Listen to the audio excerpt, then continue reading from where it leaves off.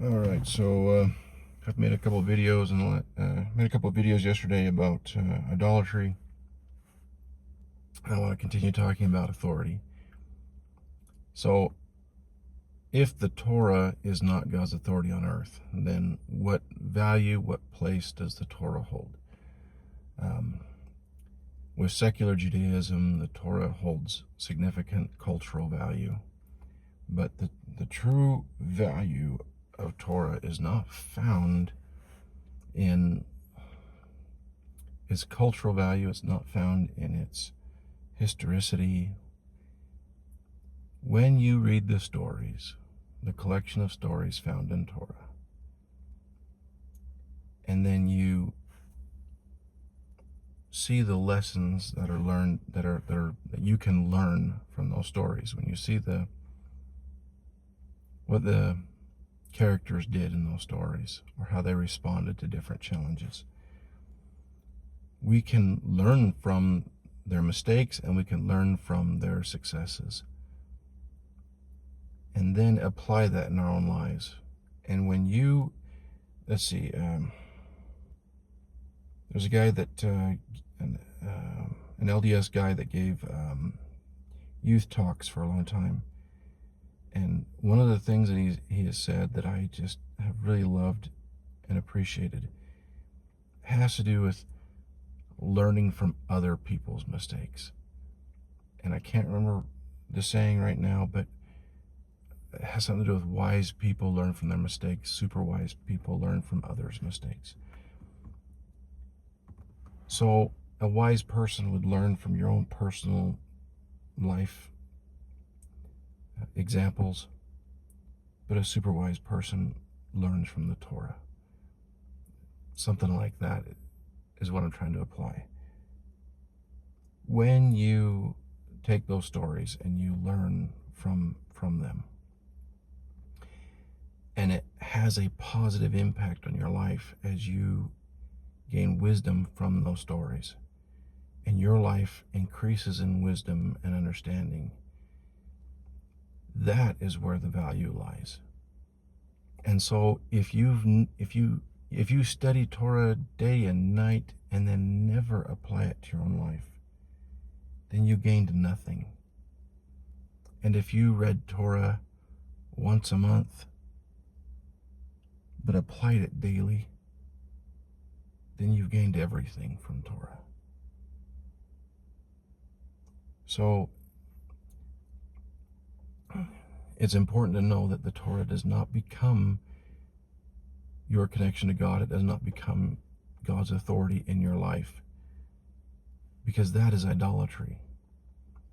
But it's crucial that your life is improved.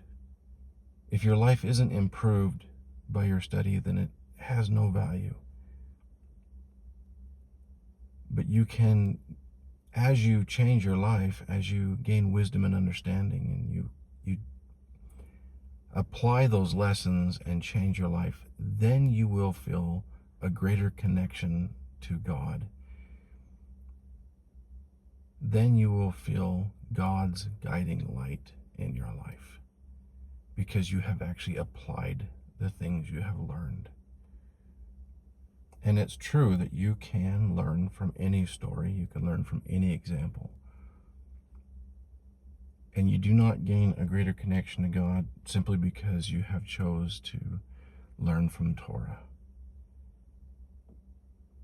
The goal is to learn and improve and gain understanding. The goal is to reconnect to God and regain your connection to light. Elohim should really just be understood as the light. The darkness was once Elohim. Just like an Elohim is born into this world and is born into darkness and has forgotten everything. As you seek to reconnect and become a light to those that are around you, and you reestablish that light within yourself, you have once again regained your status as Elohim, because you are a light to others. Others find hope because of you and joy because of the way you behave in life.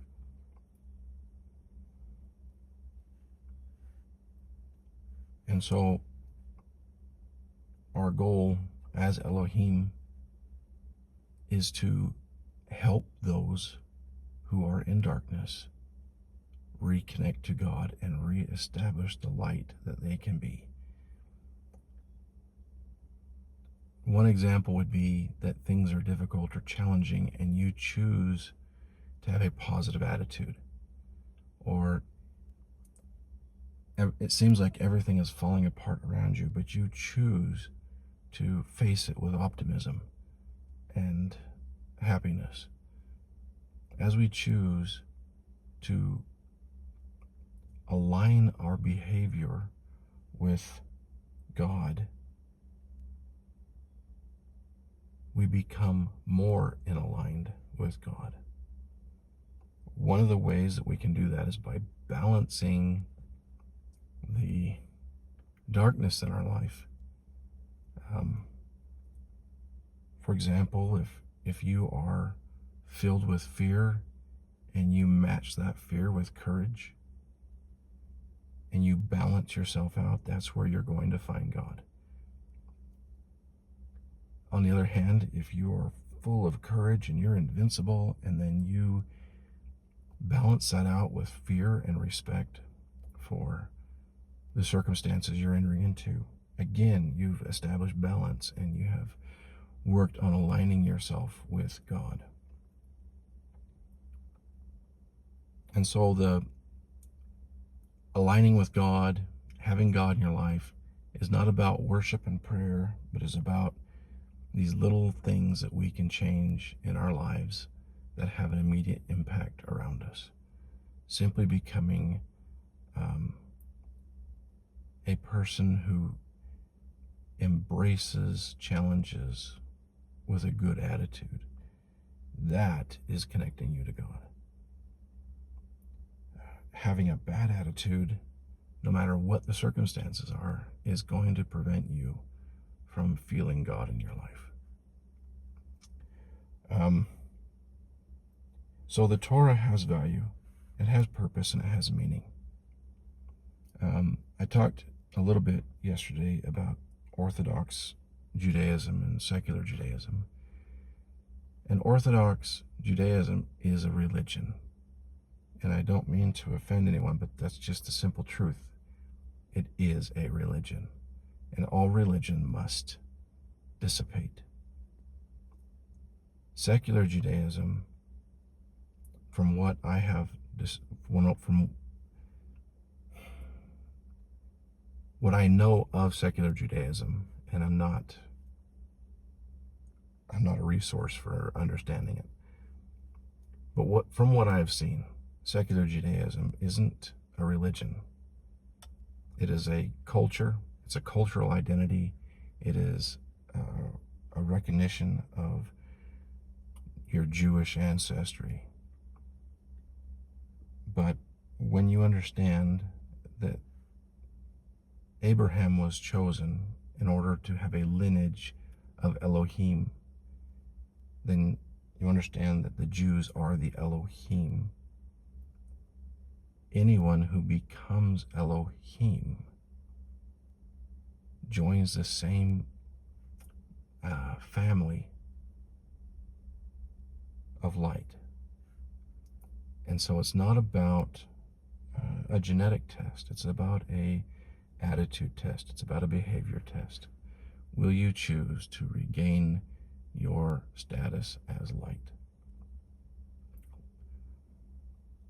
And so secular Judaism isn't going to go away. It doesn't have to go away.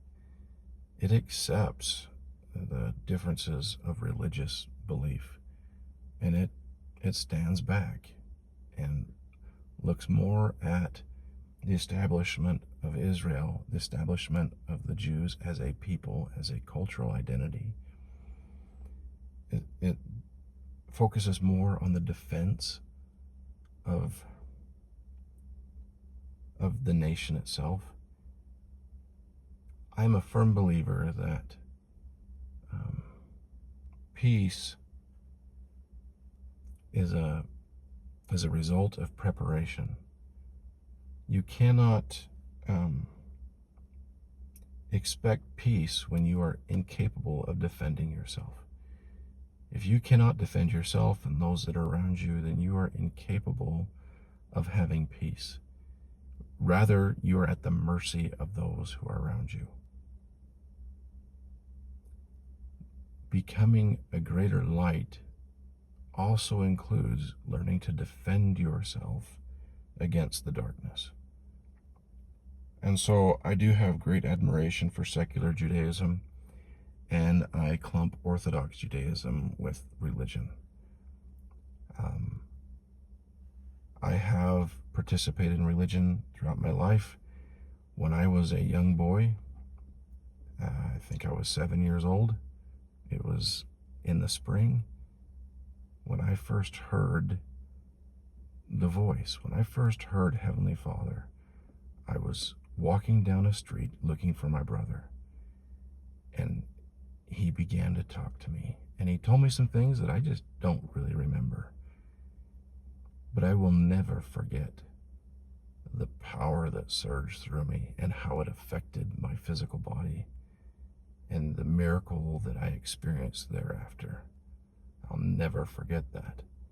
I went home after that experience and I told my dad I wanted to know about God.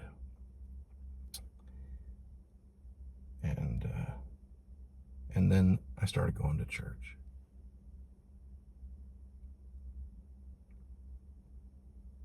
One of the most difficult things that I've experienced in the last few years is letting go of the beliefs that I was indoctrinated with through religion.